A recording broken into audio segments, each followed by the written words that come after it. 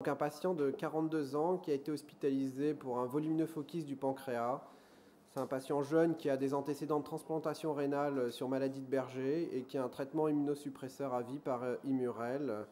La pancréatite est d'origine biliaire, c'est une pancréatite aiguë avec au scanner un volumineux qui fait 11 cm et qui comprime à la fois l'estomac et les vaisseaux spléniques. Il y a donc une indication formelle à drainer ce foquiste et je donne donc la parole au docteur Bastide, au docteur Giovannini et au docteur Schultz. D'abord, merci beaucoup pour l'invitation. Merci à tout le monde, à M. Ligori, à Kouroche, à toute l'équipe de l'ALMA.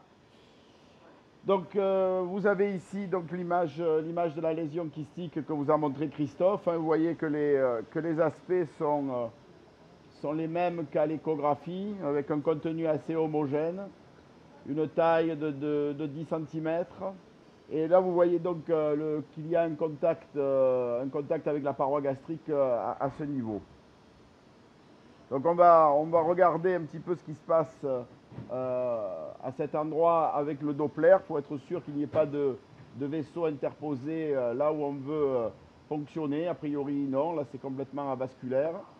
Donc on est bien content. On va utiliser dans un premier temps une aiguille de 19 gauge. Ça, c'est l'aiguille de 19 gauge donc de Wilson Cook. C'est une aiguille standard.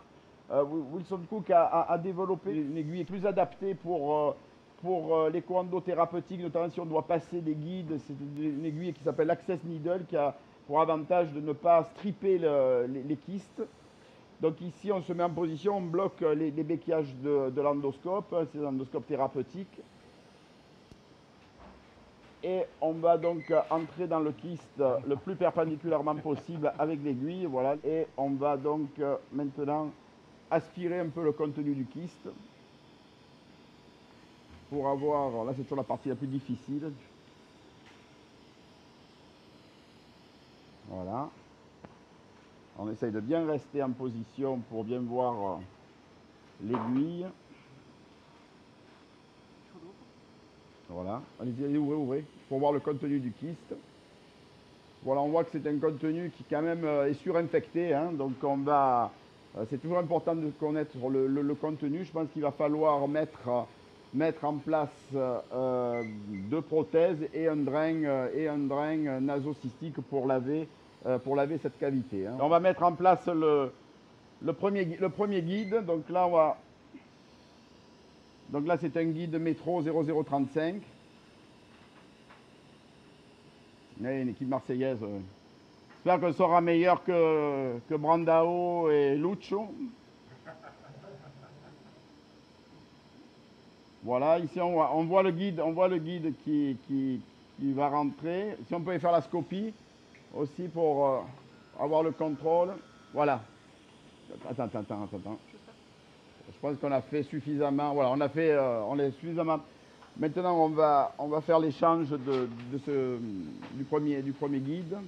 Donc, on va utiliser le cystostome de D-French pour élargir le point de ponction. Vous savez, ce qui est important, c'est la taille de la kystogastrostomie. Les prothèses qu'on va mettre en place ont donc pour intérêt de maintenir ouverte cette gastrostomie. Et je ne suis pas sûr que le fait d'utiliser de très grosses prothèses change beaucoup le devenir de ces kystes. Par contre, de réaliser une gastrostomie, donc là on va utiliser un double contrôle, écho-endo et radiologique. Ce qu'il faut dire aussi, c'est que tu ne sais pas d'avoir une vision endoscopique tant que tu n'as pas mis le cystostome contre la paroi. Hein. Voilà, tout à fait. Voilà. Ici, scopie s'il vous plaît. Le cystostome va arriver. Voilà, là il est contre la paroi. Ici je le vois en écho-endo, je le vois là. On va appliquer du courant coupe pur. On est prêt?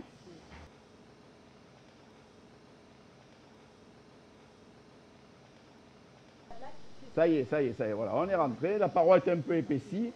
Donc maintenant, ce qu'on va faire, étant donné qu'on est dans le kyste, avec le cystostome, on va mettre un deuxième guide. L'avantage du cystostome de D-French, c'est qu'on peut passer donc deux fils guides côte à côte. Là, vous êtes passé, là, vous êtes sorti. Oui, je suis sortie. Voilà. J'ai fait un tour déjà. Ça y est, faites une deuxième boucle, voilà. Et maintenant, on va pouvoir faire l'échange. On va essayer de se rapprocher du point de fonction pour être assez près en endoscopie. Pourquoi est-ce que tu utilises du courant de section pure et pas de l'endocoupe? Oh, je crois qu'il n'y a pas de. Je crois qu'on peut utiliser aussi de l'endocoupe. Hein. Quand la paroi est très épaisse, on rentre plus facilement avec du courant de section pure. Oui. Alors on fait l'échange scopie, s'il vous plaît. Voilà. Voilà. Voilà, parfait. Vous voyez que maintenant en endoscopie, on est un petit peu noyé par le liquide. Donc c'est quand même bien d'avoir le contrôle radio. Et là, on va procéder. Alors, est-ce que tu ferais une dilatation là en plus Non, parce qu'avec voilà, le cystostome du French, ça suffit largement. Oui, je pense que ce n'est pas nécessaire. Et on va mettre la première prothèse. Je pense que je vais mettre 2 prothèses de cette French et le drain nasobiliaire. Exactement. Hein, voilà. Donc, vous préparez 2 prothèses double queue de cochon de cette French. Ce qu'il faut bien dire, c'est que ça ne sert à rien de mettre des prothèses de plus gros diamètre, hein, parce que ce qui compte, c'est l'espace entre les 2 prothèses double queue de cochon. Tout à fait. Voilà, ici, on voit la prothèse qui rentre. On est moins bien à l'aise avec cet endoscope qui est plus fort oblique que latéral. Hein. Oui. Non, mais là, on voit la marque de la prothèse. Là. Voilà. Voilà. Donc là, elle est à l'intérieur. Scopie. C'est une double pictel. Voilà, une double pigtail, oui. Combien de calibre? Ça, c'est une 7 French. Voilà, là, je pense qu'on va pouvoir la libérer. Hein, vous pouvez retirer le guide. Voilà, on voit sur la radio là. Et maintenant, je vais la libérer dans l'estomac. Donc, je retire un tout petit peu l'endoscope.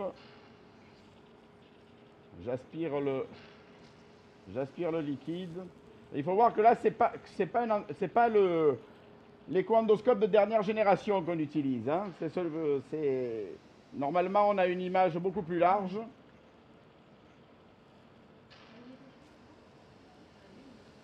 Alors là, je suis obligé d'aspirer pour avoir... Voilà. Quand même, un problème qu'on a, c'est que la vision est fort oblique antérieure et pas latérale. Et ça serait bien qu'on ait un jour un duodénoscope, un écho du duodénoscope. Tout à fait. Mais enfin, voilà, la prothèse est larguée. Voilà. La prothèse est larguée. Et on voit donc la première prothèse. Maintenant, on va mettre la deuxième sur le deuxième guide.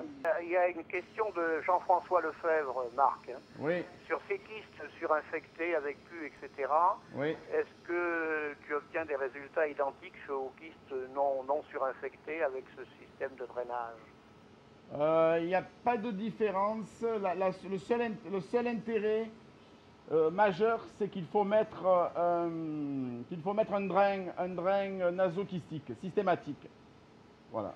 Mais tu le mets uniquement en cas de surinfection du kyste? Oui, uniquement, oui. Quand c'est un liquide clair, tu ne mets jamais de drainage nasokystique? Non. Voilà, ici on voit la prothèse avec la marque qui rentre. Voilà, et là on va la larguer. Voilà. Et je vais larguer la deuxième prothèse. Bon bah écoute Marc, on va... Voilà le largage de la prothèse, voilà. Merci pour cette magnifique démonstration.